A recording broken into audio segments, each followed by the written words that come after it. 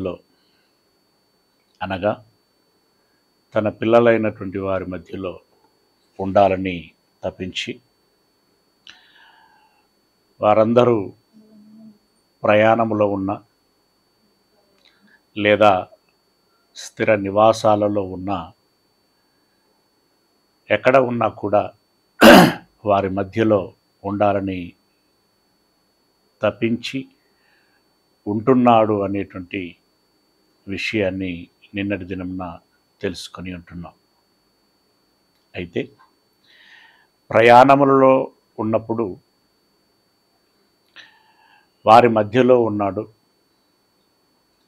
మధ్యలో వారు ఆవాసాలు ఏర్పరచుకున్నప్పుడు అప్పుడును వారి మధ్యలో ఉన్నాడు అని. వీరు కనాను భూభాగములోనికి వెళ్ళిన తర్వాత ఎక్కడ ఉన్నాడు, ఏ విధంగా ఉన్నాడు, దానికై తాను ఏర్పరచుకున్నటువంటి స్థలము ఏమిటి, అది భక్తుల నిర్ణయాల్ని బట్టి జరిగిందా లేదా దేవుని ఏర్పాటును బట్టి జరిగిందా, ఏ విధంగా జరిగింది అనేటువంటి విషయాన్ని మనము ఈ సమయం నందు తెలుసుకునేటువంటి ప్రయత్నం చేస్తున్నాం. ఆదికాండము 22వ అధ్యాయము 2వ వచనాన్ని మనం గమనించినట్లయితే, అబ్రహాము పరీక్షించబడుచున్నటువంటి కాలంలో దేవుడు అబ్రహాముకు సూచించినటువంటి మాట 2వ వచనం,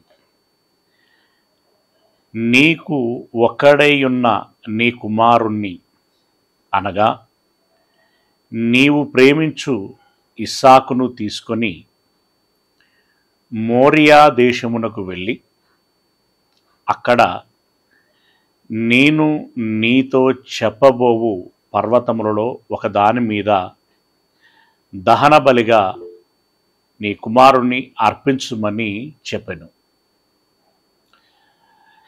మీ అందరికీ ఈ విషయం తెలిసిందే ప్రియులరా. దేవుడు అబ్రహామును బలిమ్మన్నాడు. అందున స్వయంగా తన కుమారుణ్ణి బలి ఇమ్మని అడిగాడు. ఎక్కడ ఇమ్మన్నాడు అనే విషయాన్ని మనం గమనిస్తే, మోరియా పర్వతములలో, మోరియా దేశములో ఉన్నటువంటి పర్వతములలో, అంటే మోరియా దేశములలో చాలా పర్వతాలు ఉన్నాయి, అందులో నేను సూచించేటువంటి ఒక పర్వతం మీద నీ కుమారుణ్ణి బలి ఇమ్ము అని అన్నాడు. ఇక్కడ మీరు గుర్తుంచుకోవాల్సినటువంటి విషయం ఏంటంటే, దేవుడు ఎక్కడ బలి ఇమ్మన్నాడు అంటే మోరియా దేశములో ఉన్నటువంటి ఒక పర్వతం మీద బలి ఇమ్మన్నాడు. అది కూడా నువ్వు ప్రయాణం ఆ దేశంలోనికి వెళ్ళిన తర్వాత అనేక పర్వతాలు ఉంటాయి, ఆ పర్వతాలలో ఏదో ఒక పర్వతాన్ని నేను సూచిస్తాను, ఆ పర్వతం మీద నువ్వు బలిమ్ము అని చెప్పి అడిగాడు. ఇకపోతే అబ్రహాము తర్వాత అంత పాపులారిటీ, అంటే అంత పేరును, కీర్తిని గడించినటువంటి వారు ఎవరైనా ఉన్నారా అనంటే అతడు దావీదు. ఈ దావీదు ఒకానొక సమయంలో చేయకూడని ఆలోచన, తీసుకోకూడనటువంటి నిర్ణయం తీసుకొని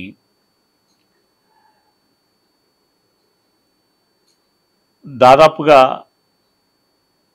వద్దు అన్నటువంటి పనిని తాను చేశాడు అని చెప్పుకోవచ్చు. అది ఏమిటి అనంటే, ఇశ్రాయేలీలు ఎంతమంది ఉన్నారు ఆ జనాభాను తెలుసుకోవాలి అనేటువంటి ఒక ఆసక్తి కలిగి లెక్కించాడు. అప్పుడు దేవుడు ఒక శాపాన్ని ఇచ్చాడు. ఆ శాపములో దావీదు కోరుకున్నటువంటి బ్యాటరీ అయిపోయింది. దావీదు కోరుకున్నటువంటి కోరిక ఏంటి అనంటే, అంటే దేవుడు 3 శాపాలు ఇస్తాడు. ఆ 3 శాపాలలో నువ్వు ఇందులో ఏది కోరుకుంటే దాన్ని ఇస్తాను అని చెప్పారు అన్నప్పుడు, అందులో అతడు తెగులును కోరుకోవటం జరిగింది. ఆ తెగులు వచ్చినప్పుడు తెగులు మూలముగా ఆ దేశంలో ఉన్నటువంటి అనేక జనులు చంపబడ్డారు, చనిపోయారు. ఆ దృశ్యాన్ని చూసినటువంటి దావీదు, అయ్యా తప్పు చేసింది నేను, శిక్ష అనుభవిస్తున్నది నా దేశ వాసులు, కనుక దయచేసి నన్ను చంపు కానీ ఆ దేశస్థులను చంపకు అని చెప్పి అతడు విన్నపించుకున్నటువంటి సందర్భంలో దేవుడు ఒక విధంగా క్షమించి, ఇదిగో నేను కోరుకున్నటువంటి ఆ స్థలములో బలిపీఠమును కట్టి బలి ఇమ్మని దావీదుకు సూచించడం జరిగింది. ఎక్కడ ఇమ్మన్నాడు ఏంటి అనేటువంటి విషయంలోనికి మనం వెళితే, దినవృత్తాంతముల గ్రంథము 2వది, దినవృత్తాంతముల గ్రంథము 2వది 3వ అధ్యాయము, దినవృత్తాంతముల గ్రంథము 2వది 3వ అధ్యాయము 1-2 వచనాలు చదువుతున్నాను. బట్ విషయం 2వ వచనంలో ఉంటుంది. 1లోనే ఉందండి, 1లోనే ఉంటుంది. 1వ వచనం, 3వ అధ్యాయం 1వ వచనం. తర్వాత సొలొమోను యెరూషలేములో తన తండ్రి అయిన దావీదునకు యెహోవా ప్రత్యక్షమైనప్పుడు, అంటే దావీదు గారికి ప్రత్యక్షమైనటువంటి సందర్భం ఒకటి ఉంది. దీనికోసం ఈ పేజీని ఇలాగే ఉంచి, దినవృత్తాంతముల గ్రంథము మొదటిది 22వ అధ్యాయము, దినవృత్తాంతముల గ్రంథము మొదటిది 22వ అధ్యాయము 1వ వచనము. మరియు దేవుడైన యెహోవా నివాస స్థలము ఇదే అని ఇశ్రాయేలీలు అర్పించు దహన బలులకు పీఠము ఇదే అని దావీదు సెలవిచ్చెను. దావీదు ఏమంటున్నాడట? దేవుడైన యెహోవా నివాస స్థలము ఇదే. అంటే దేవుడు ఉండాలనుకుంటున్నటువంటి స్థలము ఇదే అని ఇశ్రాయేలీలు అర్పించు దహన బలులకు పీఠము ఇదే అని దావీదు సెలవిచ్చెను. ఇంతకీ ఇదే అంటే ఏది? ఇదే అంటే ఏది అన్నప్పుడు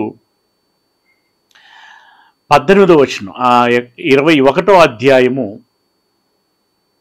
18వ వచనం. ఈ సందర్భం అంతా కూడా ఇందాక నేను చెప్పినటువంటి విధంగా ఆ తెగులు రావటం, తెగులు మూలముగా జనాలు మరణించటం, మరణించిన దాన్ని బట్టి దావీదు బాధాతప్తమైనటువంటి హృదయంతో దేవునికి విన్నపించుకోవటం, ఇదంతా జరిగింది. దాని తదనంతరం ఇప్పుడు 18వ వచనంలో అంటున్నటువంటి మాట 17 నుండి చదుదాం. 17 నుండి, దావీదు జనులను ఎంచుమని ఆజ్ఞ ఇచ్చిన వాడను నేనే కదా, పాపము చేసి చెడుతనము జరిగించిన వాడను నేనే కదా, గొర్రెల వంటి వారగు వీరేమి చేసిరి, నా దేవుడవైన యెహోవా బాధపెట్టు నీ చెయ్యి నీ జనుల మీద నుండకుండా నా మీదను నా తండ్రి ఇంటి వారి మీదను ఉండనిమ్మని దేవునితో మనవి చేసెను. యెబూసీయుడైన ఒర్నాను కళ్ళమందు యెహోవాకు ఒక బలిపీఠమును కట్టించుటకై దావీదు అచ్చటికి వెళ్ళవలెనని దావీదునకు ఆజ్ఞ ఇమ్మని యెహోవా దూత గాదునకు సెలవీయగా. గాదు అంటే దైవజనుడు. ఇప్పుడు దేవుడు అంటే దావీదు ఎప్పుడైతే బాధపడి దేవునికి ప్రార్థన చేశాడో అప్పుడు దేవుడు గాదు ద్వారా దావీదునకు చెప్పమంటున్నాడు. సరే, వాడి ప్రార్థనని నేను అంగీకరిస్తున్నాను. అయితే దావీదుకు నువ్వు చెప్పాల్సినటువంటి మాట ఏంటంటే, యెబూసీయుడైనటువంటి ఒర్నాను కళ్ళము యొద్ద లేదా కళ్ళము మీద బలిపీఠము కట్టించి అక్కడ బలి అర్పించుము అని చెప్పమని చెప్పాడు. అప్పుడు గాదు వచ్చి దావీదునకు చెప్పాడు. అప్పుడు దావీదు యెబూసీయుడైనటువంటి ఒర్నాను యొద్దకు వెళ్ళాడు. అతని యొద్దకు వెళ్ళేసరికి ఒర్నాను కళ్ళంలో పని చేసుకుంటున్నాడు. అప్పుడు దావీదు మెట్టుకి విషయమంతా చెప్పాడు. ఆడ ఈ స్థలము కావాలి బలిపీఠం కట్టడానికి అని అంటే ఒర్నాను సరే ఇచ్చేతను అని అన్నాడు. ఇవ్వటమే కాదు, కాడెద్దులను కర్రలను అన్నిటిని నేను సమకూరుస్తాను అని అన్నాడు. అతడు ఫ్రీగా తీసుకోమని అన్నాడు. ఒర్నాను వద్దు, కొంత ధనమునకే నేను తీసుకుంటాను అని చెప్పి ధనమును చెల్లించి అతడు ఆ భూమిని తీసుకోవటం జరిగింది. 24వ వచనం, నేను సొత్తును ఊరక తీసుకొని యెహోవాకు దహన బలులను అర్పించను.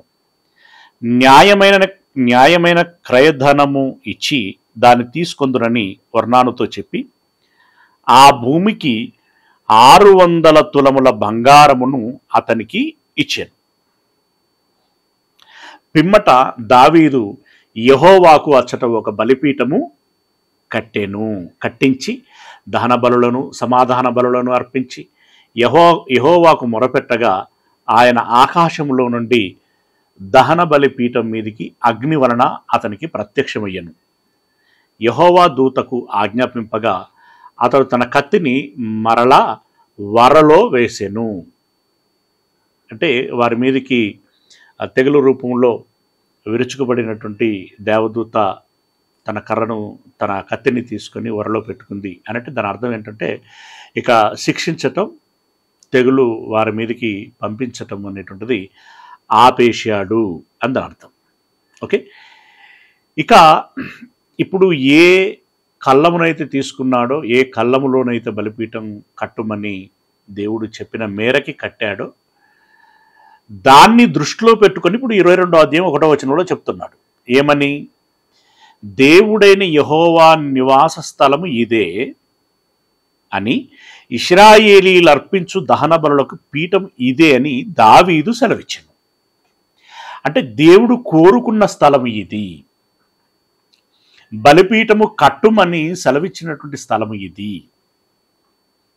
కనుక దీన్ని బట్టి అర్థమవుతున్నటువంటి విషయం ఏంటంటే ఈ స్థలములో దేవునికి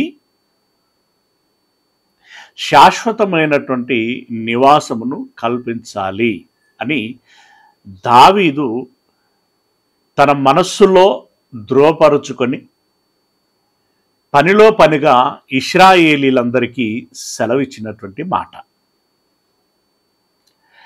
ఇప్పుడు అబ్రహాము విషయంలో ఒక స్థలమును ఎంచుకున్నాడు. అలాగే దావీదు విషయంలో కూడా ఒక స్థలమును ఎంచుకున్నాడు. అబ్రహాముకు చెప్పినటువంటి మాట ఏంటంటే మోరియా దేశంలో ఉన్నటువంటి పర్వతములలో ఒక పర్వతం మీద అని అన్నాడు. ఇక్కడ దావీదుకు సెలవిచ్చినటువంటి మాట ఏంటంటే యెబూసీయుడైనటువంటి ఒర్నాను యొక్క పంట కళ్ళము ఏదైతే ఉంటుందో ఆ కళ్ళములో అని చెప్పి ఇక్కడ చెప్పాడు.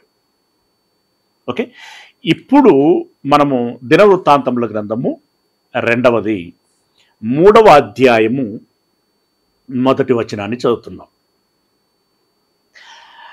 ఇప్పుడు దావీదు దేవాలయమును అంటే ఇప్పుడు ఒక స్థలము తాను నిర్ణయించుకోవటం జరిగింది కదా. ఇది దేవుడు నివసించు స్థలము అని అనుకున్నాడు. ఆ స్థలములో దేవునికి దేవాలయమును కట్టాలని భావించాడు. చాలా ఉత్సుకతతో ఉండే. కానీ దేవుడు వద్దని చెప్పడం జరిగింది. నువ్వు కట్టకూడదు. ఎందుకు కట్టద్దు అంటే కొన్ని రీజన్స్ చెప్పాడు. నువ్వు కట్టకు, నీ నడుములో నుండి అనగా నీ కడుపులో నుండి వచ్చినటువంటి నీ బిడ్డడు కడుతాడు, అప్పుడు అలా బాగుంటుంది అని చెప్పి దేవుడు చెప్పడం జరిగింది. సరే, నేను కట్టలేకపోయినా కట్టడానికి అవసరమైనటువంటి సమస్త వస్తువులను, ధనమును నేను పోగు చేస్తానని చెప్పి పోగు చేయటం. అలా పోగు చేసిన తర్వాత ఇప్పుడు దేవుడు తనకి ఏదైతే సెలవిచ్చాడో, తనకి ఏ సంకల్పం అయితే ఉండెనో దానంతటినీ సొలొమోను గారికి, అంటే దావీదు కుమారుడైనటువంటి సొలొమోను గారికి చెప్పాడు. మరి కాబోతున్నటువంటి రాజు కదా, అతనికి అన్ని విషయాలు చెప్పాడు. ఇప్పుడు సొలొమోను రాజైన తర్వాత తాను అనేకమైనటువంటి ప్రాధాన్య కార్యక్రమాలు ఉన్నా దేవాలయానికి సంబంధించినటువంటి ఇనిషియేషను ప్రథమ స్థానమును ఇచ్చి తీసుకోవటం జరిగింది. దానికి ప్రథమ స్థానాన్ని ఇచ్చాడు. మరి ఇప్పుడు ఎక్కడ కట్టాలి అనంటే, నా తండ్రి పలాని చోటు అని చెప్పాడు కదా అని చెప్పి ఆ దారిని దృష్టిలో పెట్టుకొని ఆ స్థలంలో నిర్మాణమును చేపట్టడం జరిగింది. ఇక్కడ మనం గమనించినట్టయితే సొలొమోను యెరూషలేములో తన తండ్రి అయిన దావీదునకు యెహోవా ప్రత్యక్షమైనప్పుడు, దేవుడు దావీదునకు ప్రత్యక్షమైనప్పుడు మోరియా పర్వతమందు దావీదు సిద్ధపరిచిన స్థలమున్నా, ఏ పర్వతమందు? ఏ పర్వతం అండి? మోరియా పర్వతం. అబ్రహామునకు ఏ పర్వతం మీద బలి ఇమ్మని చెప్పాడు? మోరియా దేశములో ఉన్నటువంటి ఒక పర్వతం మీద అని అన్నాడు. ఇప్పుడు అబ్రహాముకు మోరియా పర్వతం మీద అని చెప్పాడు, దావీదుకును మోరియా పర్వతం మీద. దాదాపుగా ఆ కనాను దేశంలో, ఇజ్రాయేలు దేశంలో భూభాగములన్నీ కూడా ఎలాగుంటాయంటే పర్వత శ్రేణులతో ఉంటుంది, లోయలు ఉంటాయి, ఎగుడు దిగుడులుగా భూభాగము ఉంటుంది. వీరు ఆ పర్వత శ్రేణులను బట్టి మరి కొన్ని దేశాలలో, ఇజ్రాయెల్ అనే కాదు చాలా దేశాలలో పర్వతముల మీద కూడా నివాస స్థలములను ఏర్పాటు చేసుకుంటారు. పర్వతముల మీద కూడా పంటలను సేద్యం చేస్తూ ఉంటారు. అలా ఇప్పుడు అబ్రహామునకు సూచించినటువంటి స్థలం అయితేనేమి, దావీదుకు సూచించినటువంటి స్థలం అయితేనేమి, ఈ స్థలము వీరు స్వీకరించక మునుపు, ఒక విధంగా చెప్పాలంటే దావీదు దానిని తన సొంతం చేసుకొనక మునుపు అక్కడ ఎవరు వాసం చేసేవారు అనంటే, కనానీయులలో సంతానమైనటువంటి ఒక సంతానం యెబూసీయులు.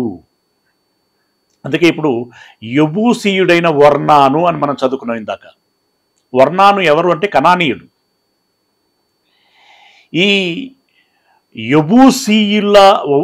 యెబూసీయుడు అని వర్ణాను పిలువబడ్డటువంటి సందర్భాన్ని బట్టి ఇప్పుడు ఆ ప్రాంతం అంతా కూడా, అంటే దావీదు పురమనో, యెరూషలేమనో, సియోను అనో ఇత్యాది పేర్లు రాకమునుపు దావీదు గాని ఇశ్రాయేలీలు గాని ఆ ప్రాంతములో కాలు పెట్టక మునుపు అక్కడ ఎవరు నివాసం చేసేవారు అంటే యెబూసీయులు నివాసం చేసేటువంటి వారు.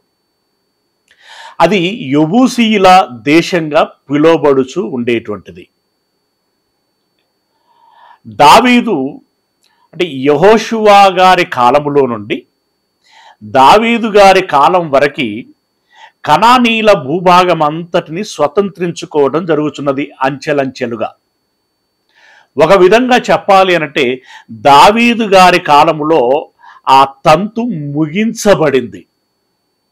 అంటే ఆ జనములు, ఆ దేశంలో విస్తరించటం కానివ్వండి, ఆ దేశంలో ఉన్నటువంటి ప్రతి జనాంగమును వెళ్ళగొట్టటమా, లేదా వారి కిందికి తెచ్చుకోవటమా, అంటే సరెండర్ చేయించుకోవటమా, ఏదో ఒకటి చేసి మొత్తానికి ఆ భూభాగమును వీరు హస్తగతం చేసుకోవడం జరిగింది. అలా హస్తగతం చేసుకునేటువంటి క్రమంలో యెబూసీల దేశంలోనికి దావీదు సైన్యమును తీసుకుని వెళుతున్నటువంటి తరుణంలో యెబూసీల అధినేత దావీదు గారికి ఇచ్చినటువంటి, అంటే ఈ వివరణ అంతా అనవసరం, బట్ కొంచెం మీకు అవగాహన ఉండాలి అని చెప్పి నేను ఇదంతా ప్రస్తావన చేస్తున్నాను. ఆ అధినేత దావీదు గారికి పంపించినటువంటి మెసేజ్ ఏంటంటే, అనవసరంగా మా దేశమును ముట్టుకోవటానికి ప్రయత్నం చేయకు.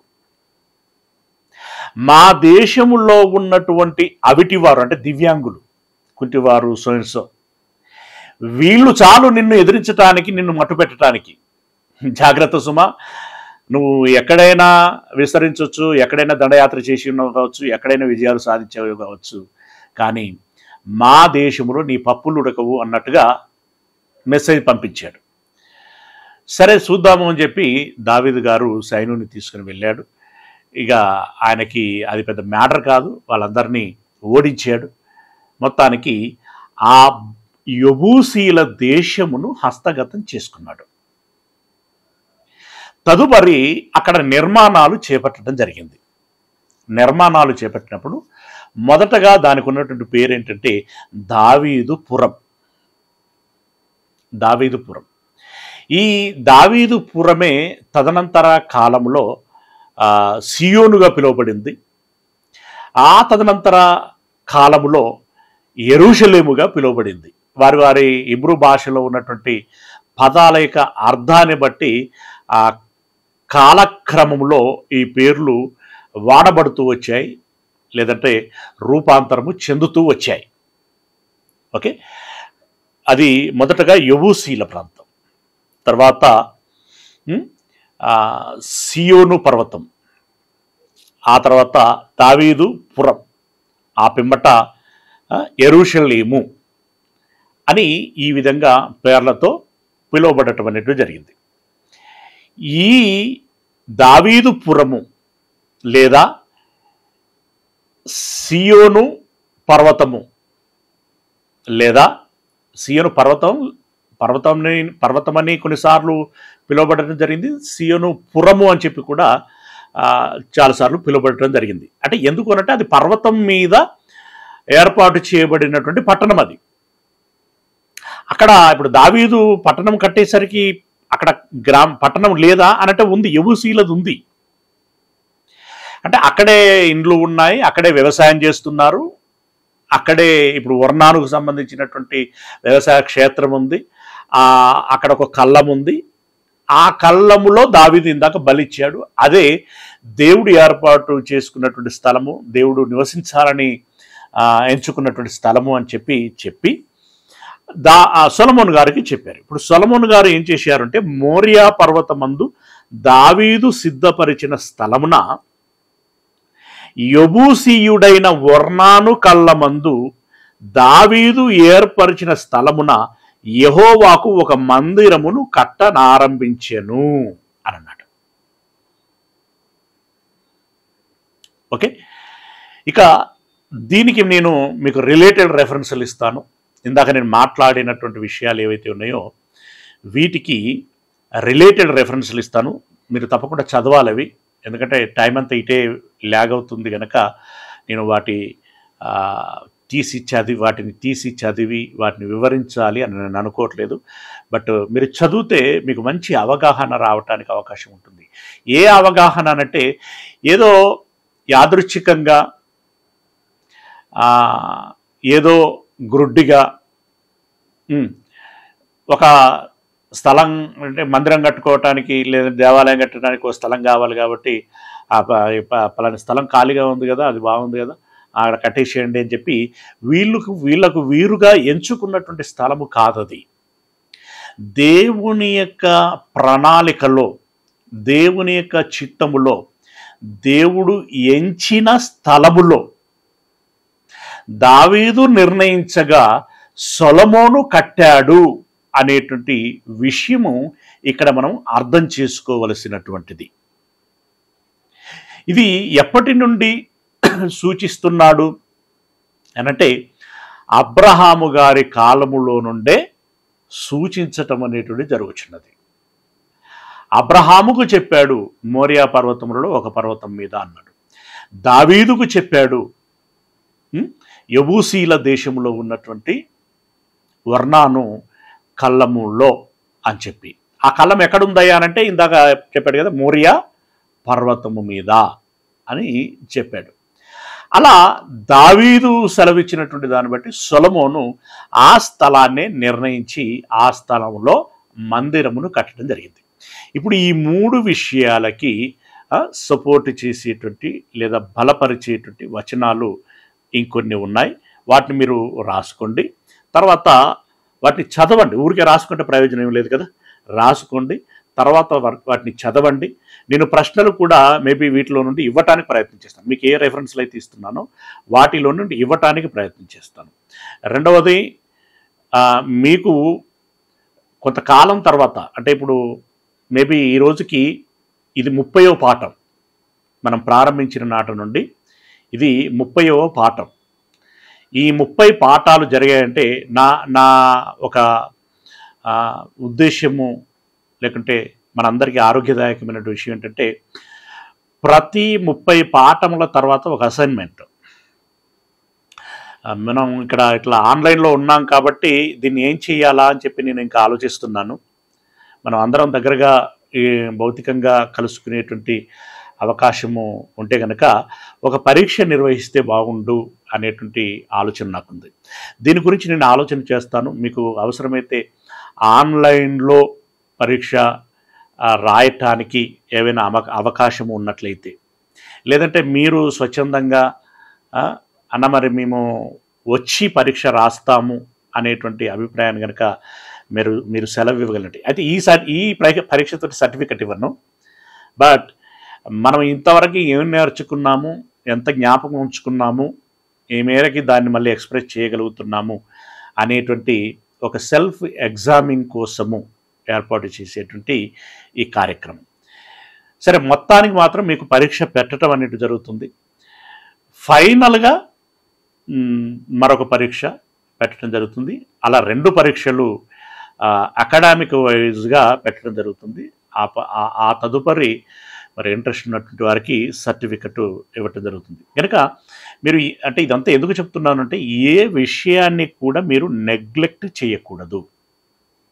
మీకు ఇవ్వబడుతున్నటువంటి ప్రతి రెఫరెన్స్, ప్రతి వివరణ, ప్రతి ఇన్ఫర్మేషన్ ప్రాముఖ్యమైనటువంటిది. ఓకే, నేను వాడేటువంటి పదజాలములలో 99% కాన్షియస్గా నేను మాట్లాడవచ్చు, 1% అన్కాన్షియస్గా మాట్లాడవచ్చు. ఎందుకంటే మనుషులముగా మనసులో ఒకటి భావించి పదాలు కొన్నిసార్లు ఒక వ్యక్తిని దృష్టిలో పెట్టుకుంటే మరొక వ్యక్తి పేరు ప్రస్తావన చేస్తూ ఉంటాం. యాదృచ్ఛికంగా ఇలా జరుగుతూ ఉంటుంది. అలాంటి పొరపాట్లు మినహా మిగిలిన ఇన్ఫర్మేషన్ అంతా కూడా అంటే భావయుక్తంగా కనుక మీరు ఆలోచిస్తే, అక్షరము భాష అనేటువంటి పక్క పెడితే భావాన్ని బట్టి ఆలోచిస్తే మీకు ప్రతి విషయము ప్రాముఖ్యమైనటువంటిది కనుక ఇందులో ఏది విడిచిపెట్టేది ఉండదు. దయచేసి దాన్ని దృష్టిలో పెట్టుకొని మీరు బాగా చదవాలి, బాగా నేర్చుకోవాలి అని నేను చెప్తున్నటువంటి విషయం. సమూయేలు 2వ గ్రంథము 24వ అధ్యాయం 18వ వచనం మీరు రాసుకోండి, తర్వాత చదవండి. ఓకే, కీర్తనల గ్రంథము 114వ అధ్యాయము 2వ వచనము, అలాగే కీర్తనల గ్రంథము 132వ అధ్యాయము 5, 6 వచనాలు. ఓకే, తర్వాత సమూయేలు గ్రంథము 2వది 5వ అధ్యాయము 7వ వచనము, అలాగే దినవృత్తాంతముల గ్రంథము 1ది 11వ అధ్యాయము 5వ వచనము, అండ్ ఆల్సో ద్వితీయోపదేశ కాండము 11వ అధ్యాయము 29వ వచనం, 29, 30 వచనాలు. ఓకేనా, అలాగే ఆది కాండము 12వ అధ్యాయము 6, 7 వచనాలు.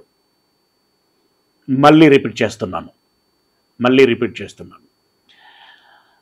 సమూయేలు 2వ గ్రంథము 24వ అధ్యాయము 18వ వచనం. కీర్తనలు గ్రంథము 114వ అధ్యాయము 2వ వచనము. అదే కీర్తనల గ్రంథము 132వ అధ్యాయము 5-6 వచనాలు. సమూయేలు గ్రంథము 2వది 5వ అధ్యాయము 7వ వచనము. దినవృత్తాంతముల గ్రంథము 1ది 11వ అధ్యాయము 5వ వచనము. ద్వితీయోపదేశకాండము 11వ అధ్యాయము 29-30 వచనాలు. ఆది కాండము 12వ అధ్యాయము 6-7 వచనాలు. ఓకే, అందరూ రాసుకున్నారు అని నేను అనుకుంటున్నాను. ఇంకేమైనా మిస్ అయ్యాము అనుకున్నటువంటి వారు మీరు తెలియచేయచ్చు. ఇవన్నీ కూడా ద్వితీయోపదేశకాండం ఒకటే ఉంటుంది.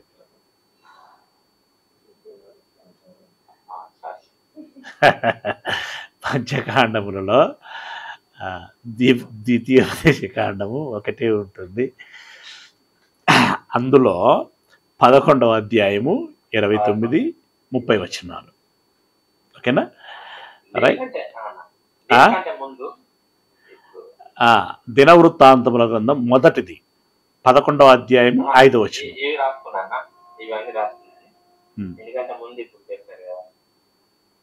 ఇంకేం చెప్పారు?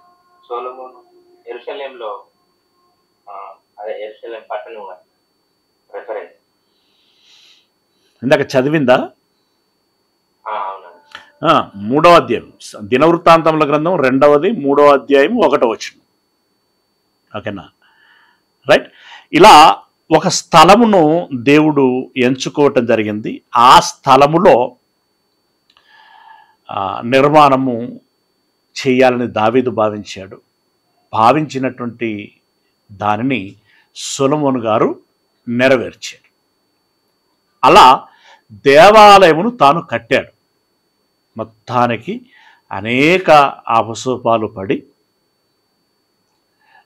విస్తారమైనటువంటి ధనమును వెచ్చించి మంచి నైపుణ్యము కలిగినటువంటి వారి చేత నిర్మించి కని విని ఎరగనటువంటి రీతిలో ఆ రోజుల్లో ప్రపంచములోనే తలమానికగా ఉండేటువంటి విధంగా దేవాలయమును తాను కట్టడం జరిగింది.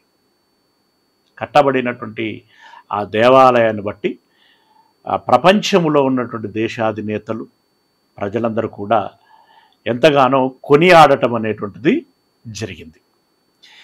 ఇప్పుడు ఆ దేవాలయమును కట్టిన తర్వాత జ్ఞాని అయినటువంటి సొలొమోనుకి అప్పటికే చాలా విషయాలు బోధపడి ఉంటున్నాయి.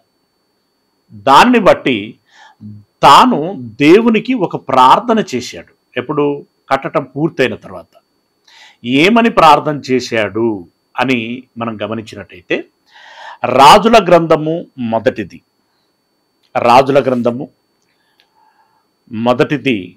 6వ అధ్యాయం. రాజుల గ్రంథం 1ది 6వ అధ్యాయము 11వ వచనం.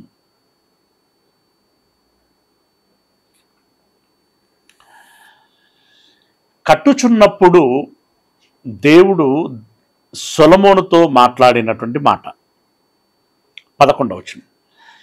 అంతలో యెహోవా వాక్కు సొలొమోనుకు ప్రత్యక్షమై ఈలాగు సెలవిచ్చెను.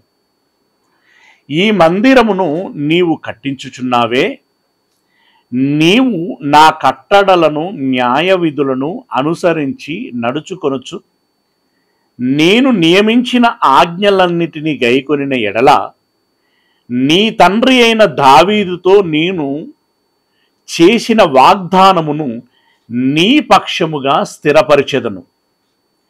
నా జనులైన ఇశ్రాయేలీలను విడిచిపెట్టక నేను వారి మధ్య నివాసము చేసేదను అని అన్నాడు. నువ్వు కట్టగానే సరిపోలేదు, నీవు నీ దేశ ప్రజలందరూ కూడా నా ఆజ్ఞలను మీరు పాటిస్తేనే నీ తండ్రి అయినటువంటి దావీదుకు నేను సెలవిచ్చినట్లుగా నేను ఏ వాగ్దానం అయితే మీ విషయమై నేను చేశానో ఆ వాగ్దానమును నెరవేరుస్తాను. రెండవది, ఈ జనుల మధ్యలో నేను ఉంటాను అని అన్నాడు. రైట్, ఇది ఈ సందర్భంలో చెప్పినటువంటి మాట. ఇక 8వ అధ్యాయము, రాజుల గ్రంథము మొదటిది 8వ అధ్యాయము 26వ వచనం నుండి 8వ అధ్యాయము 26వ వచనములో నుండి, ఇశ్రాయేలీల దేవా, దయచేసి నీ దాసుడును నా తండ్రినైన దావీదుతో నీవు సెలవిచ్చిన మాటను నిశ్చయపరచుము. ఇందాక దావీదుకు నేను ఒకటి సెలవిచ్చాను అని చెప్పి, వాగ్దానం చేశానని చెప్పి దేవుడు అన్నాడు కదా. ఇక చాలా ఉన్నాయండి, అధ్యాయాలు ఉంటాయి అవి. ఓకే, ఏదైతే నా తండ్రికి మీరు సెలవిచ్చారో దానిని నిశ్చయపరచుము అని అంటున్నాడు. అంటే సెలవిచ్చినటువంటి దాన్ని మీరు నెరవేర్చండి, జరిగించండి అని చెప్పి విన్నపిస్తూ, నిశ్చయముగా దేవుడు ఈ లోకమందు నివాసము చేయడు. అయ్యా, ఈ మాట కూడా మీరు సెలవిచ్చారు, నేను విన్నాను, నేను ఎరిగాను. కనుక మీరు ఇందులో ఉండరు, ఈ లోకములోనే వాసం చేయరు. మరి లోకములోనే వాసం చేయకపోతే ఇక నేను కట్టించిన మందిరములో మీరు ఎక్కడ వాసం చేస్తారు? ఇప్పుడు ఈ కాంట్రడిక్షన్ మీరు గమనించాల్సి ఉంటుంది. నేను నివాసం చేస్తాను, ఇశ్రాయేళ్ల మధ్యలో ఉంటాను, ఇశ్రాయేళ్ల మధ్యలో ఉంటాను అని చెప్పి తాను చెప్తూ వచ్చినటువంటి మాటకి, నిశ్చయముగా దేవుడు ఈ లోకమందు నివాసం చేయడు అనేటువంటి మాటని మీరు గమనించాల్సి ఉంటుంది. ఓకే, దీన్ని మీరు గుర్తించండి. దేవుడు లోకంలో ఉంటాడా? దేవుడు మనుషులతో మాట్లాడా? దేవుడు మనుషులకి కనిపించాడా? వీటన్నిటిని దృష్టిలో పెట్టుకొని మనకు భవిష్యత్తులో పాఠాలు వస్తాయి. అప్పుడు వాటిని సవివరంగా మనం ఆలోచిస్తాం. ఓకే, ఇది కొంచెం దాన్ని తట్టుచున్నానంతే, కాంట్రడిక్షన్ ఎట్లుంది అనేటువంటి విషయాన్ని మీ దృష్టికి తీసుకొచ్చాను. నిశ్చయముగా దేవుడు ఈ లోకమందు నివాసము చేయడు. ఆకాశ మహా ఆకాశములు సహితము నిన్ను పట్టజాలవు. నేను కట్టించిన మందిరము ఏలాగు పట్టును? అంటే ఇప్పుడు సొలొమోను గారు కన్ఫర్మ్ చేశాడు. ఏం కన్ఫర్మ్ చేశాడంటే, దేవుడు దేవాలయంలో ఉండడు. దేవుడు ఎందులో ఉండడు? దేవాలయంలో ఉండడు. మరి దేవుడు ఉండని ఆలయాన్ని దేవాలయం అని ఎలా అంటారు? ఓకే, ఉండకపోతే దాన్ని కట్టించి ఏం సార్థకత, ఏం ప్రయోజనం? ఓకే, అందుకే దీన్ని దృష్టిలో పెట్టుకొని చాలా తెలివిగా సొలొమోను గారు దేవునికి ప్రార్థన చేశారని చెప్పొచ్చు. సొలొమోను గారు చేసినటువంటి ప్రార్థనలో అత్యుత్తమమైనటువంటి రెండవ ప్రార్థన ఇది. అత్యుత్తమమైనటువంటి రెండవ ప్రార్థన. రైట్, ఎలాగు పట్టును? అయినను యెహోవా నా దేవా, నీ దాసుడనైన నా ప్రార్థనను విన్నపమును అంగీకరించి ఈ దినమున నీ దాసుడనైన నేను చేయు ప్రార్థనను పెట్టు మొర్రను ఆలకించండి. నీ దాసుడనైన నేను చేయు ప్రార్థనను దయతో అంగీకరించండి. అలా అంగీకరించున్నట్లు నా నామము అక్కడ ఉండునని ఏ స్థలమును గూర్చి నా తండ్రితో నీవు సెలవిచ్చితివో ఆ స్థలమైన ఈ మందిరము తట్టు నీ నేత్రములు రేయింబగళ్ళు తెరవబడి ఉండునుగాక. మీరుండరు తెలుసయ్యా, మీరు ఉండకపోయినా మీరు ఉన్న చోటు నుండి నేను కట్టించినటువంటి దేవాలయం వైపు మీరు చూడండి.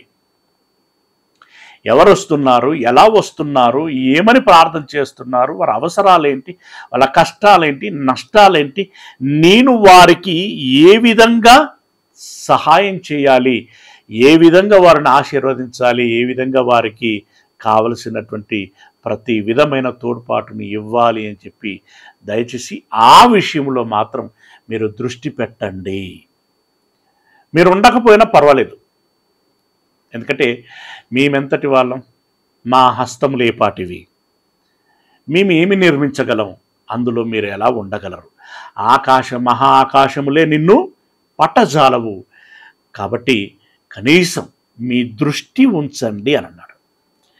ఆ దృష్టి ఉంచుటను బట్టి కనీసం దేవుడు దాని పట్ల దృష్టి ఉంచుతున్నాడు కాబట్టి ప్రపంచంలో దేవుళ్ళు అనబడుచున్నటువంటి వారు అనేక మంది ఉండుగాక, ప్రపంచంలో అనేకమైనటువంటి దేవాలయములు అని పేరు పెట్టబడినటువంటి అనేకము ఉండునుగాక, కానీ జీవము కలిగినటువంటి దేవుని యొక్క దృష్టి దేని మీద ఉండాలి అని సొలొమోను గారు కోరుకుంటున్నాడో, దేని మీద ఉంచుతానని దేవుడు మాట ఇచ్చాడో దానిని బట్టి ఈ దేవాలయమునకు అలాంటి విశేషమైనటువంటి ప్రాధాన్యము వచ్చింది. కేవలం దేవుడు దాని మీద దృష్టి పెట్టుటను బట్టి దేవుడు తన సన్నిధి, తన కృప, తన దయ, తన యొక్క సమస్త ప్రేమ దాని మీద కురిపించుట దాన్ని బట్టి దానికి దేవాలయము అనేటువంటి నామకరణం చేశారే తప్ప దేవుడు ఉంటాడని కాదు. ఓకేనా? ఇది మనం బాగా గుర్తించాల్సినటువంటి విషయం. మీ దృష్టి ఉంచండి. ఇంకా అత్యుత్తమమైనటువంటి అంటే ప్రాముఖ్యమైనటువంటి విషయం ఏంటంటే దృష్టి ఉంచండి అని అన్నాడు. అని ఇంకా ఏమన్నట్టున్నాడు అనంటే, ఏదైతే మీరు మాట ఇచ్చారో ఆ మాట ప్రకారం మీ నేత్రములు రేయింబగలు తెరవబడి ఉండునుగాక అని అడిగి 30వ వచనంలో, నీ దాసుడనైన నేనును నీ జనులైన ఇశ్రాయేలీయులను ఈ స్థలము తట్టు. ఏ స్థలం? వర్ణాను కల్లం. ఏ స్థలం? కల్లములో కట్టబడిన నిర్మాణం. ఆ నిర్మాణం లోపల ఉన్నటువంటి ఆవరణం. దీని తట్టు ఇప్పుడు ఇది ఎక్కడ పర్టికులర్గా, ఇప్పుడు మనం స్ట్రైట్గా మాట్లాడుకుంటే యెరూషలేం దేశంలో ఇజ్రాయెల్, ఇప్పుడు ఈ అంటే పదము దేశానికి ఉండేటువంటి పేరు, దాంట్లో ఉండేటువంటి క్యాపిటల్ సిటీ ఏదైతే ఉంటుందో మోస్ట్లీ సిమిలారిటీగా ఉంటాయి పేర్లు. ఓకే, ఇజ్రాయేలు దేశములో యెరూషలేము పట్టణం, యెరూషలేము పట్టణములో దేవాలయము ఉన్నటువంటి స్థలం. అంటే ఇజ్రాయేలు దేశం అన్నప్పుడు ఉమ్మడి దేశమును ఆలోచిస్తే చాలా పెద్దదిగా కనబడుతుంది. అది మనకి చివరిలో పటములలో కనబడుతుంది. ఇజ్రాయేలీలకి, ఇజ్రాయేలు గోత్రముల వారికి ఇవ్వబడినటువంటి కనాను భూభాగము అని పటం ఉంటుంది. మీరు తర్వాత చూడండి, ఒకసారి తీయండి, ఎందుకైనా మంచిది. పేజీని ఇలాగే ఉంచి చివరిలో పటాలు ఉంటాయి కదా, అక్కడికి వస్తే కనాను విభజన అని ఒక పటం ఉంటుంది. ఉన్నదా? కనాను విభజన. ఇప్పుడు పైన సీదోను, లెబానోను అని పేర్లున్నాయి. ఇప్పుడు ఇజ్రాయెలు లెబానోను మీద బాంబులు వేసింది కదా, మొన్న ఏంటి అవి వాకిటాకీలు, బ్లేజర్లు అవన్నీ పేల్చబడ్డాయి కదా. ఓకే, దేని మీద వారు ఈ దాడి చేశారంటే ఈ లెబానోను మీదనే. అంటే ఇది తూరు సీదోను అనేటువంటి దేశములకు సంబంధించినటువంటి ప్రాంతం. ఒకప్పుడు ఇది తూరు దేశంగా, సీదోను దేశంగా పిలువబడింది. ఇప్పుడు అది లెబానోను దేశంగా పిలువబడుచున్నది. దీన్ని మొదలుకొని హెర్మోను అని ఉంది కదండి, ఈ హెర్మోను మొదలుకొని మీకు అక్కడ బహుశా గీతలు గీసి ఉంటాయి డాట్లతో. అలా కిందికి వెళ్ళినట్టయితే బెర్షెబా, హోర్మా, ఇంకా కిందికి వెళ్ళొచ్చు షిమ్యోను, ఏదోము బార్డర్ వరకు. ఏదోము, ఉప్పు సముద్రం యొక్క చివరంచు కిందికి, అంటే ఉత్తరమున హెర్మోను నుండి దమస్కు అంచు నుండి దక్షిణముగా ఏదోము వరకు, ఇక పశ్చిమముగా దోరు నుండి, దోరు కర్మెలు ఈ ప్రాంతము నుండి తూర్పుగా ఈ మోయాబు దేశము ఎంత మేరకైతే విస్తరించి ఉన్నదో ఆ మేరకి, అంటే ఇక్కడ ఇవ్వబడినటువంటి దాంట్లో బాషాను, అష్తారోతు అని ఇంకా చెప్పడం జరిగింది. మనషే తూర్పు భాగము, గిలాదు, రామోతు అని చెప్పడం జరిగింది. ఇక ఈ పటములో అది పట్టలేదు అన్నట్టుగా గీతలు గీసి వదిలిపెట్టడం జరిగింది. ఇదంతా కూడా సువిశాలమైనటువంటి ఇశ్రాయేలు దేశం. అందున మీకు ఇప్పుడు ఇక్కడ యోర్దాను నది చేరువలో యెరూషలేము అనేటువంటి, అంటే ఉప్పు సముద్రమునకు చేరువ అని చెప్పొచ్చు. యెరూషలేము అనేటువంటి పేరు కనబడింది కదా, యెరూషలేము అనే పేరు కనబడింది. దానికి ఒక డాట్ ఇచ్చాడు కదా, ఆ డాట్ ఉన్నటువంటి ఏరియా యెరూషలేము ఉన్నటువంటి పట్టణం. మరి ఇప్పుడు యెరూషలేము ఈ పట్టణములో దేవాలయము ఉన్నటువంటి స్థలం కొంత మేర. అయితే ఈ స్థలం మీద మీ కనుదృష్టి ఉంచండి అని అన్నాడు సొలొమోను గారు. అని మరొక మాట ఏమడిగారు అనంటే, అయ్యా ఈ సువిశాలమైనటువంటి దేశములో, అంటే ఇప్పుడు కొంతమంది హోరులో ఉంటారు, కొంతమంది తూరులో ఉంటారు, కొంతమంది దాను గోత్రపు వాళ్ళకి ఇచ్చినటువంటి భూభాగం, నఫ్తాలి గోత్రం వాళ్ళకి ఇచ్చినటువంటి భూభాగం, కాదేశులో ఉన్నారు, హాసోరులో ఉన్నారు. ఇది ఉత్తర ప్రాంతం గురించి మాట్లాడుతున్నాను నేను. అలాగే దక్షిణ ప్రాంతము ఇటు ఆలోచించినట్టయితే గాజా, అష్కలోను, బెయర్షెబా, హోర్మా, దెబెరు ఈ ప్రాంతంలో ఉన్నటువంటి వారు. ఇలా తూర్పు భాగంలో కూడా ఇందాక చెప్పినటువంటి గిలాదు తదితరమైనటువంటి ప్రాంతాలు. వీళ్ళందరూ ప్రతిరోజు యెరూషలేమునకు వచ్చిపోలేరు కదా, లేదా కష్టం వచ్చిన ప్రతిసారైనా వచ్చి ఇక్కడికి వచ్చి ప్రార్థన చేసుకొని పోలేరు కదా. కాబట్టి వీళ్ళందరినీ దృష్టిలో పెట్టుకొని ఈ సువిశాల దేశంలో వీళ్ళు ఎక్కడ ఉన్నా కూడా దేవాలయం వైపు ముఖం తిప్పి, అంటే ఉత్తరముగా ఉంటే వాళ్ళు ఎటువైపు ముఖం తిప్పాలి, దక్షిణ వైపు ముఖం తిప్పాలి. వీళ్ళు దక్షిణంలో వాసం చేస్తే ఎటువైపు ముఖం తిప్పాలి, ఉత్తరం వైపు ముఖం తిప్పాలి. మనసులో ఏముండాలి, ఈ సియోను పర్వతం అంటే యెరూషలేము పట్టణంలో దేవాలయం ఉంది, ఆ దేవాలయంలో దేవుని సన్నిధి ఉంటుంది, ఆ దేవాలయం మీద దేవుని దృష్టి ఉంటుంది అని మనసులో పెట్టుకొని అటువైపు తిరిగి ప్రార్థన చేసినట్టయితే, పశ్చిమంగా ఉన్నవారు తూర్పు వైపు చూడాలి, అలాగే తూర్పు వైపు ఉన్నటువంటి వారు పశ్చిమ వైపు తిరగాలి. అంటే దిక్కులు అనేటువంటి దాన్ని దృష్టిలో పెట్టుకొని, అదే సమయంలో మళ్ళీ దిక్కు అని చెప్పి ఉత్తరంగా ఉన్నటువంటి వారు దక్షిణం అని చెప్పేసి ఏదో ఒకవైపు గుడ్డిగా ఇట్లా చూడటం అనేటువంటిది కాదు. ఇది ఇటువైపు ఒక యెరూషలేము అనేటువంటి ప్రాంతం ఉంది, అక్కడ ఒక దేవాలయం ఉంది అని దృష్టిలో పెట్టుకుని అటువైపు తిరిగి వీరు ప్రార్థన చెయ్యాలి. ఈ ఆచారం ఇప్పటికీ ఇస్లాంలో ఉంది. వారు మసీదు కట్టేటువంటి నిర్మాణ శైలి కానీ, లేకుంటే వీరు ప్రార్థనకు ఉపక్రమిస్తారు కదా, ఈ ప్రార్థనకు ఉపక్రమించేటువంటి సమయంలో అంటే నమాజ్ చేసేటువంటి సమయంలో వారు సాధ్యమైనంత మేరకి ఉన్నటువంటి వనరులు అవకాశము దృష్టిలో పెట్టుకొని మక్కా వైపు, మక్కా ఎక్కడైతే అంటే సౌదీ అరేబియాలో ఉంది కదా, ఆ మక్కా వైపు వీళ్ళు మోకరిల్లి తల వంచి ప్రార్థన లేదా నమాజు చేయటానికి వాళ్ళు ప్రయత్నం చేస్తూ ఉంటారు. కాన్సెప్ట్ ఏంటంటే లైక్ ఇలాగే. ఓకే, ఇది ఒకప్పుడు యూదులలో లేదా ఇశ్రాయేల్ అందరిలో కూడా ఉండేది. ఎందుకు ఉన్నది అంటే ఇప్పుడు సొలొమోను గారు చేసినటువంటి ప్రార్థనను బట్టి. మళ్ళీ ఇక్కడికి రండి, రాజుల గ్రంథం మొదటిది. నీ దాసుడనైన నేనును నీ జనులైన ఇశ్రాయేలీయులను ఈ స్థలము తట్టు తిరిగి ప్రార్థన చేయనప్పుడెల్లా నీ నివాస స్థానమైన ఆకాశమునందు విని మా విన్నపమును అంగీకరించుము, వినున్నప్పుడెల్లా మమ్మును క్షమించుము అని చెప్పి ఈ అధ్యాయం అంతా ఇంకా చాలా విషయాలను దృష్టిలో పెట్టుకొని ప్రార్థన చేయడం జరిగింది. ఇందులో ముఖ్యంగా తాను ప్రస్తావించినటువంటి మాట ఏంటంటే, నేను కట్టినటువంటి ఈ ఆలయంలో మీరు ఉండరు, కానీ నా తండ్రికి వాగ్దానం చేసినట్టుగా మీ కనుదృష్టి దీని పట్ల ఉంచండి.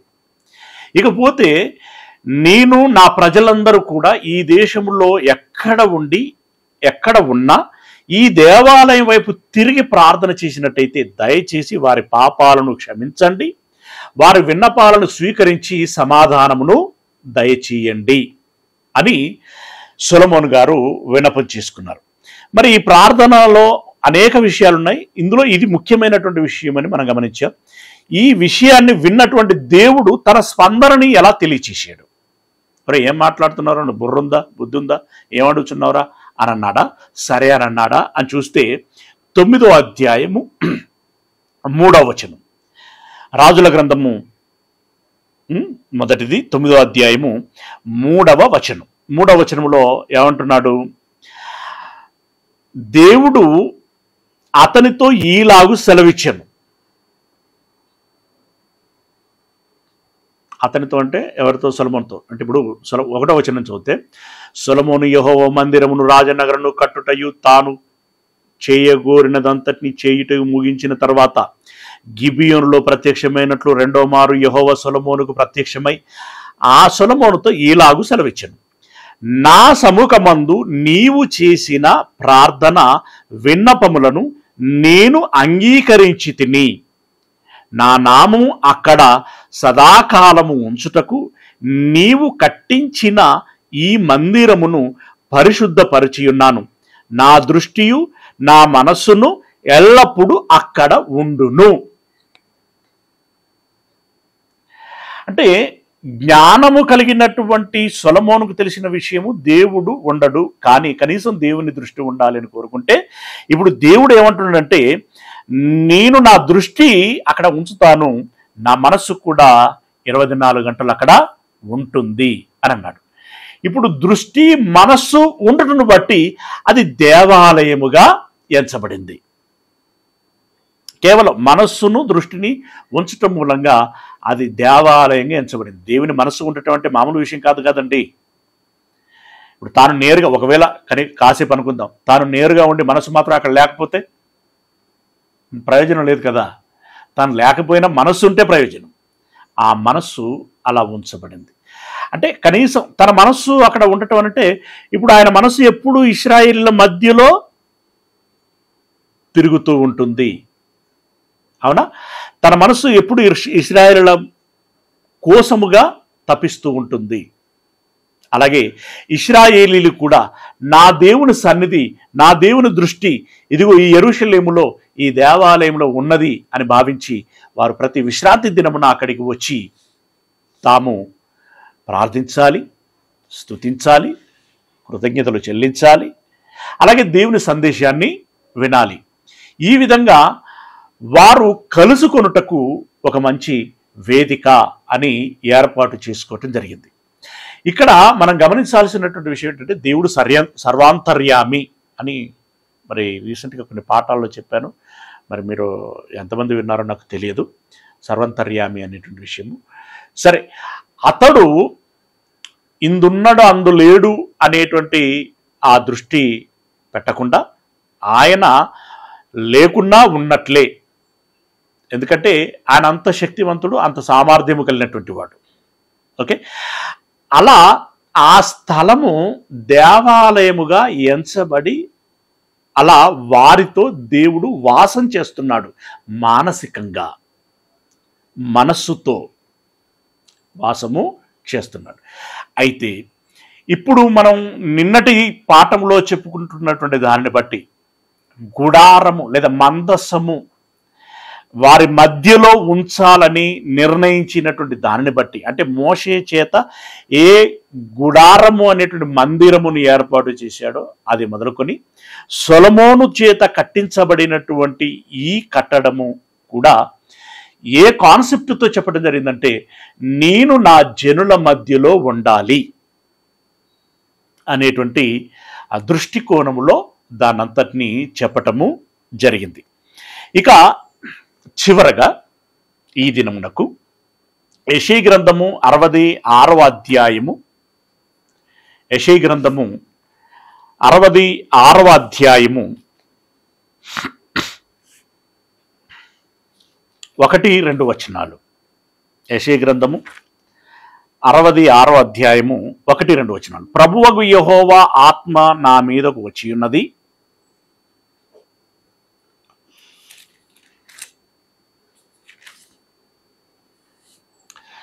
66వ 1-2 వచనాలు.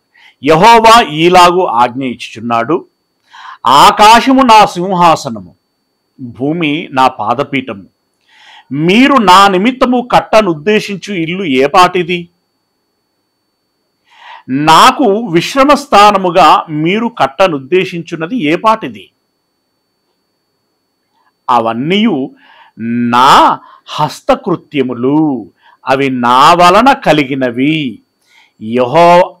కలిగినవి అని యెహోవా సెలవిచ్చుచున్నాడు. అంటే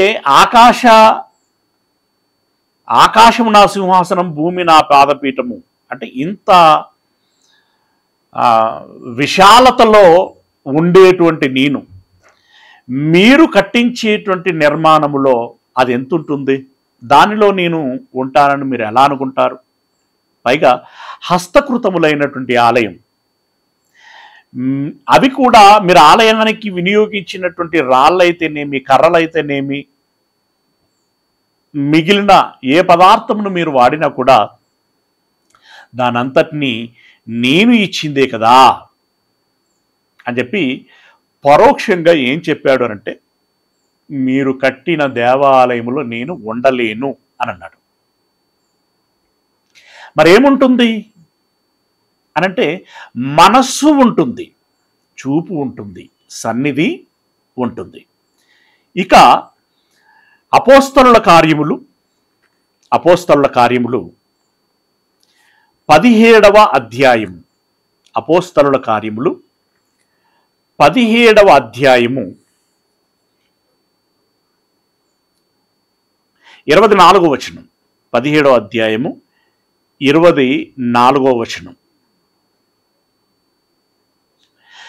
జగత్తును అందలి సమస్తమును నిర్మించిన దేవుడు తానే ఆకాశమునకును భూమికిని ప్రభువై ఉన్నందున,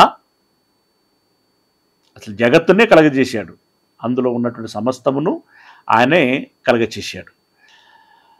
ఆకాశమునకును భూమికిని ప్రభువై ఉన్నందున హస్తకృతములైనటువంటి ఆలయములలో నివసింపడు. అంటే ఆయనకు, అంటే దేవుడు అనేటువంటి ఆ ఆత్మ ఏదైతే ఉందో ఆ ఆత్మ నేరుగా వచ్చి వాసము చేయదు. మరి దాన్ని మనం ఎలా స్వీకరించాలి, ఎలా అర్థం చేసుకోవాలి అనంటే, దేవుని సన్నిధి మాత్రమే అందులో ఉంటుంది, దేవుని చూపు మాత్రమే అందులో ఉంటుంది, దేవుని యొక్క మనస్సు మాత్రమే అందులో ఉంటుంది. ఇది మనము గుర్తించాల్సినటువంటి విషయం. దీన్ని మనసులో పెట్టుకోండి. ఇప్పుడు మనం ఆలోచించాల్సినటువంటి విషయం ఏంటంటే, ఆ సొలొమోను కట్టించిన దేవాలయం లేదు, నెబుకద్నెజరు పడగొట్టాడు. ఇంతగా ఏ స్థలం కోసమైతే సొలొమోను ప్రార్థన చేశాడో ఆ స్థలమైన దేవాలయము లేదు, నెబుకద్నెజరు పడగొట్టాడు. సరే, తదుపరి 70 సంవత్సరాల తర్వాత జెరుబాబెలు గారి నాయకత్వంలో తిరిగి మరలా కట్టబడింది. పోనీ అదైనా ఉన్నదా అనంటే లేదు. క్రీస్తు శకము 70వ సంవత్సరంలో రోమీలు దాన్ని నేలమట్టం చేశారు. ఇప్పుడు మొదటి దేవాలయం లేదు, రెండవసారి కట్టినటువంటి దేవాలయం కూడా లేదు. మరి ప్రస్తుతం ఇప్పుడు అక్కడ ఏమున్నది అనంటే, ఆ స్థలంలో మసీదు ఉంది.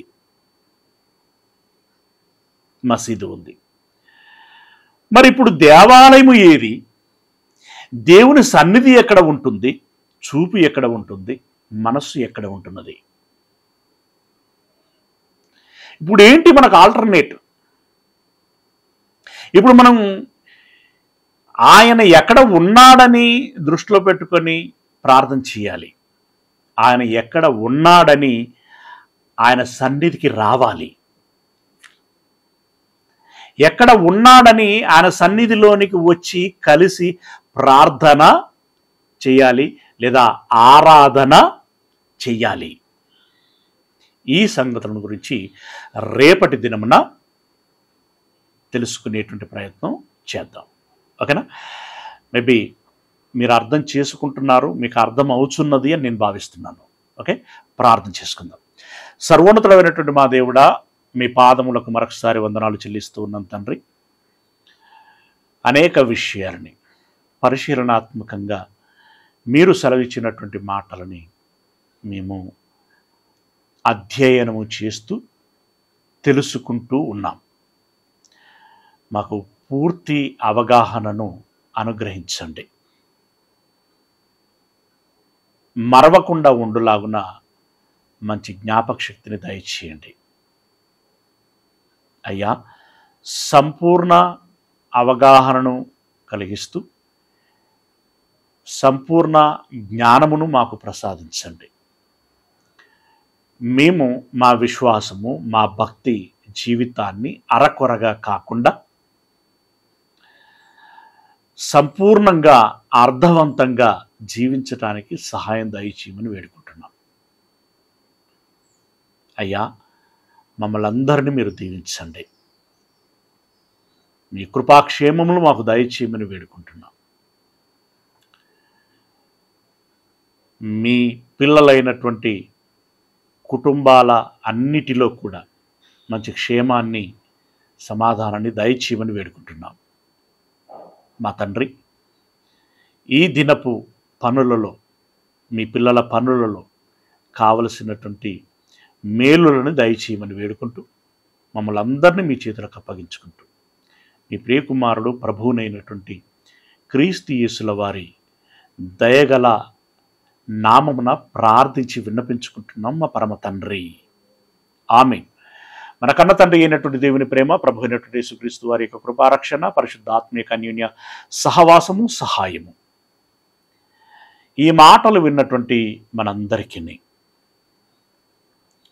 విన్న మాటలలోని సారాంశమును అర్థం చేసుకొని దేవుని యొక్క సాన్నిహిత్యములో ఎల్లప్పుడూ ఉండాలని ప్రయత్నం చేసేటువంటి ప్రతి బిడ్డకు తన ప్రయత్నం అంతటిలో ఎల్లకాలము తోడయుండును కాక. ఆమేన్. అందరికీ వందనాలండి.